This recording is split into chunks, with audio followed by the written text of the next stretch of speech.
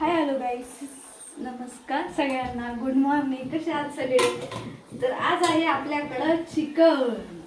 तुम्हाला वाटतच नाही बाईला दुसरा स्वयंपाक येतोच का नाही काय माहिती नाही. येतो, मला सगळं येतं, पण काही जास्त सोपं आणि आवडीचा पदार्थ हाच आहे, म्हणून मग हेच बनवलं जातं, चिकन. आणि त्याच्यात आपल्या घरी आलेले आहे एक छोटासा पाहुणा, पाहुणी बाई आलेली आहे. तर कोणाकोणाला माहिती असेल तर ओळखा, नाहीतर मी सांगतेच तुम्हाला कोण आहे. बुबल्या, काय सांगशील, काय म्हणशील? लास्ट ती ती माझ्या भावाची मुलगी आहे, इकडे सुट्टीला आलेली आहे.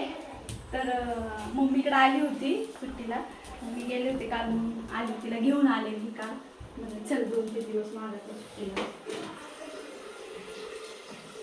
मी तर काही गेले नाही कुठं सुट्टीला, कारण पोरींचे अजून पेपर, म्हणजे आर्याचे अजून पेपर चालूच आहे. त्याचं शेवटचा पेपर होता म्हणजे काल. आता बघू 2-3 दिवसात जर जाणं झालं तर जाणार आहे मी 2 दिवस माहेरी.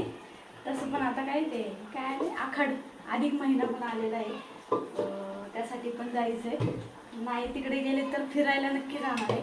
आणि कोण कोण कुठं कुठं फिरून आले ते पण सांगा. आम्ही काही गेलो नाही अजून, तुम्ही गेलेत का नाही काय माहिती. गेले असं जाऊन आले असतं, आमचं सगळं लेट असतं. सगळे जाऊन येतील फिरून, तेव्हा आम्ही शेवट जातो सगळ्यांच्या शेवट. दरवर्षी तसंच होतं, दरवर्षी शेवटच फिरायला जातो आम्ही, लवकर कधी जातच नाही.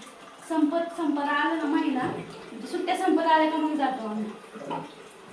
त्याच्यात सृष्टीचे पण क्लास चालू होते नववीचे ना, त्याच्यामुळे पण नाही जायला जमलं, कारण तिचे पण क्लास चालू होते किती दिवस.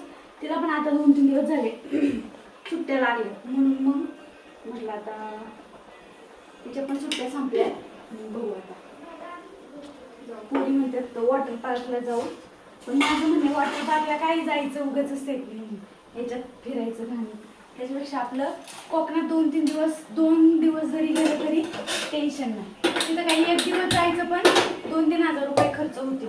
त्याच्यापेक्षा अजून 2-3 हजार रुपये टाकून 10-1 हजार रुपये जर हे केले तर 2-3 दिवसाचं आपली तिकडं पण ट्रिप होईल, आणि थोडंसं वेगळं पण वातावरण बघायला भेटतं, आणि जराशी घरापासून थोडंसं वेगळं छान वाटतं. त्याच्यामुळं कोकणात जायचा विचार आहे. कोकणातल्या कुठल्या पॉईंटला जायला पाहिजे ते मला कमेंट करून नक्की सांगा, कारण मला काय एवढं माहिती नाही आहे. आता बहिणीचा मुलगा आहे आपल्या इथं, तुम्हाला माहिती आहे, तो म्हटला आपण काय दिव्यागर का काय असं काहीतरी बीच आहे, काहीतरी ठिकाणी आहे, तिथं जायचं तो म्हणत होता. पण मला काय माहीत नाही तिथलं एवढं. तुम्हाला जर माहिती असेल तर नक्की मला कमेंटमध्ये सांगा, मग आपण तिथंच जाण्याचा प्रयत्न करणार आहे मी. चिकन खायला या सगळ्यांनी.